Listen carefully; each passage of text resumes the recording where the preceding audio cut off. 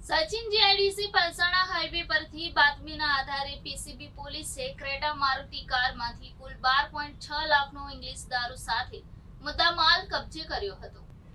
આગામી લોકસભાની ચૂંટણીને લઈને ઇન્ચાર્જ પોલીસ કમિશનરે સુરત શહેર વિસ્તારમાં પ્રોહિબિશન જુગારની ગેરકાયદેસર પ્રવૃત્તિઓ પર સખત કાર્યવાહી કરવા પીસીબી પોલીસને સૂચના આપી હતી। જે અનુસંધાને પીસીબી પોલીસ ઇન્સ્પેક્ટરના માર્ગદર્શન હેઠળ अलग अलग टीम बनावी प्रोहिबिशन जुगाરની ગેરકાયદેસર પ્રવૃત્તિઓને નેસ્ત નાબૂદ કરવા કામગીરીમાં જોડાઈ હતી।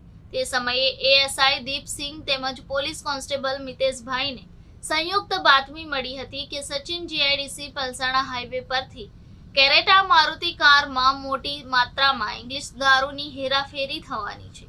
મળેલી માહિતીના આધારે પોલીસ ટીમે વોચ રાખી બેઠી હતી।